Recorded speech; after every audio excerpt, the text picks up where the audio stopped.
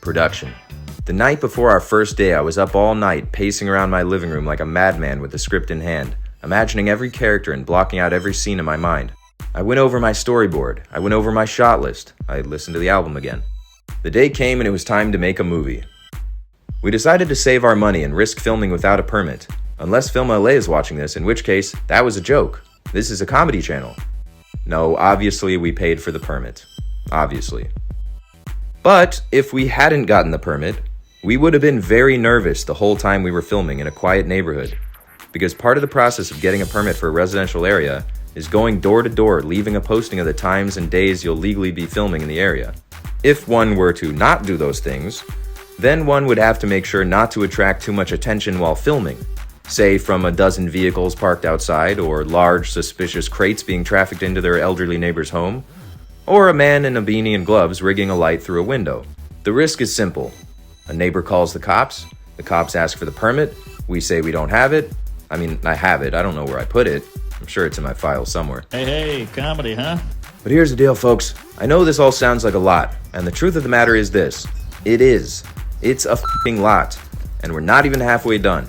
Challenges can pop up at any moment on a film set, but sometimes you get a gift instead. The plan for catering was to find some middling cheap company we could order hot meals of chicken and rice from, and counter that with cheaper but tastier meals such as pizza and lasagna, both of which are a terrible idea on a film set. But before we could, our newly hired actor John Woodard, as he was wrapping for the day on his scene, mentioned in passing that he was a cook and a caterer on the side. He told us some of his recipes and the pricing was more or less the same, so we ditched the old plan and used his catering for the rest of the week, and it was by far the best food I've ever had on a film shoot, so shout out to John because food is the music of production. It's the most underrated element of the day. It can slow you down or it can speed you up and energize you for a productive day on set. As a wise man once said, "You don't want your crew to be sluggish, so if you save a bunch of money on food, great. You got everyone pizza? Fantastic. But guess what? Now everyone's gonna fall the f*** asleep." So another thing that happened in the doctor's office scene is that we were pushed to our limits with respect to physical space. Steve was operating a small jib arm that took up the entire room, and in order to fit Edgar and our actors, everyone else had to step out, including me. I was relegated to behind the monitor in the next room over in what was the first and last time I've stepped out from behind the camera while directing. Seeing it on a monitor is fine, but you really need to be looking directly into the camera or at the actors themselves to know whether or not you can move on. Alright, so that was a couple small issues that can come up on set. Now let's raise the stakes. Day 3, the park scene. This was the day we shot both the ice cream truck and the old man sequence, in Griffith Park. For the ice cream truck, we shot toward the street. Then we turned around and filmed the other direction for the scene on the bench. The ice cream robbery went pretty smoothly. Zach and Danielle did a great job. Zach I worked with previously on Who Dates in College, along with Dan Hutton. Oh, Alabama, huh? Nice. I read one time somewhere that it's illegal to play dominoes on Sunday in Alabama. That's weird. Incest is legal, though. Then came time for the old man scene, starring our talented friend Thane. It was an awkward enough scene to shoot already due to the dialogue. But you're old. You're the closest one to death. Yeah, you're ugly. Some things are easier written than directed. That was one of them. But that was the point of the scene. Barrett is confronting his own mortality. It just made sense for him to be interacting with an older man, and speaking very flippantly to him. The problem was, our actor couldn't remember his lines. You know, the lines about him being old as shit? So I don't think that helped. But basically we're going in circles again and again, trying to get the lines out of him. Here we go. Baked on a buttery, crispy crust.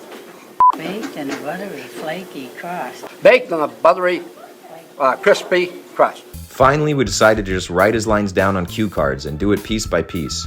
Though, frankly, looking back, I would have gone a different route and let them improvise a scene instead. Baked in a buttery, crispy flake. You have to be willing to throw everything away on the day if you really want to make real art. Oh, brother, this guy stinks! Another hurdle we ran into is every director's worst nightmare. Well, not the worst one, but the second worst. An actor not showing up on set. On one of our last days, we were shooting in a second Airbnb, this one much smaller and with many more cast members. Everybody had arrived on set except for Cole, the actor who was playing Gil in the movie.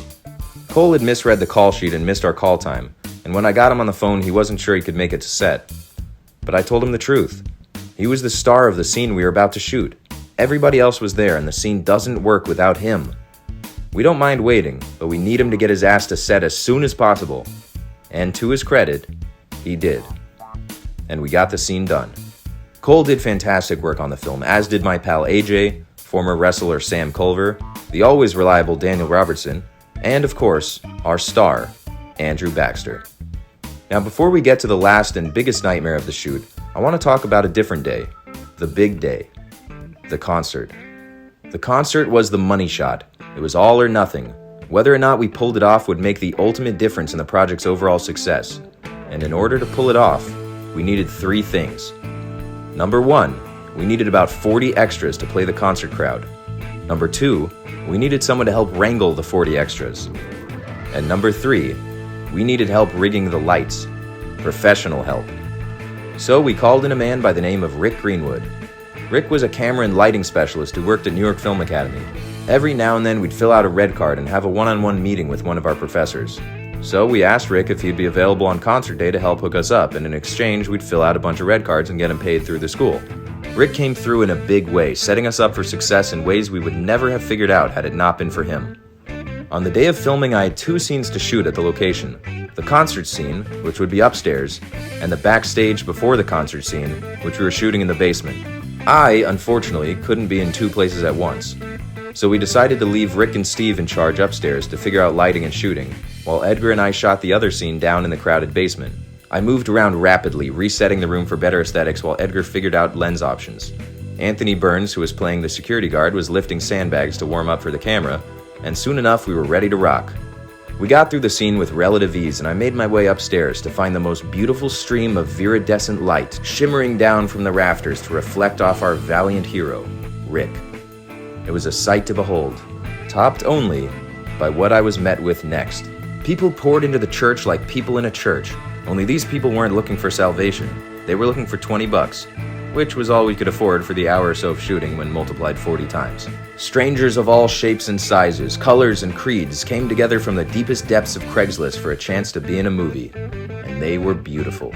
I knew I'd need a powerful voice to be the bad cop and keep the unruly mob in check between takes, and there was only one man for the job, Dan Witkowski. Dan had exactly the level of unchecked ego and Polish sensibilities to control the crowd, telling them when to shut the fuck up so I could direct the main cast in their final scene. Fortunately, it all went perfectly to plan. The crowd overall killed their small performance, and Dan handed out the payment 1 person at a time on the way out. Everything went relatively smoothly across the board from the beginning to the end of the shoot.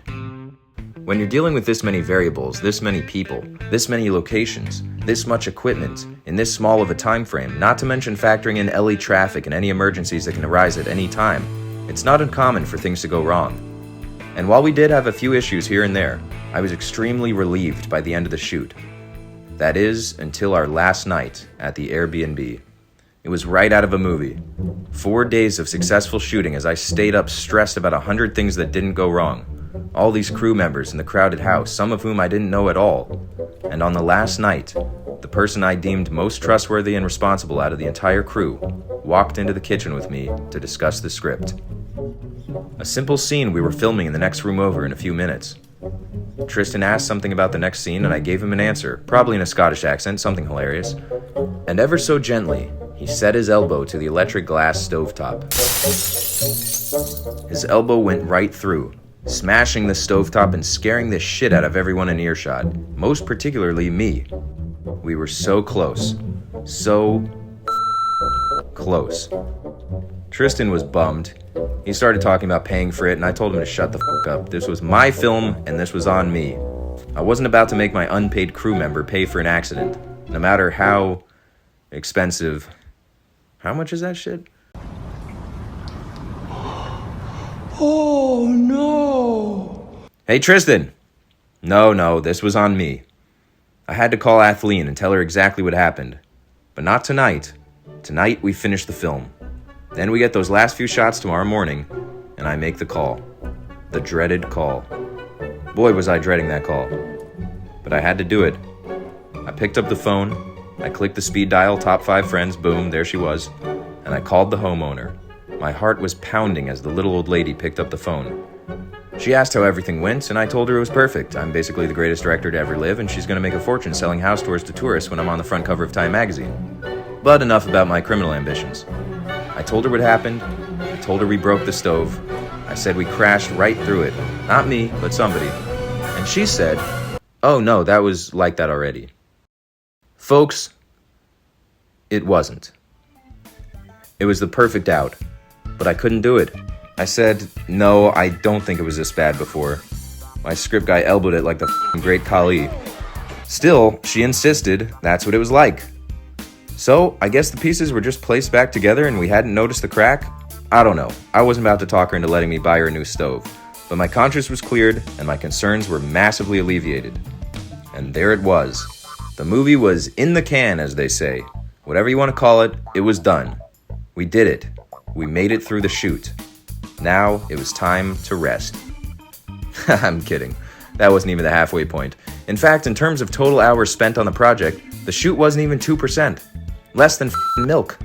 And no section of filmmaking requires more hours than what I was about to embark on next.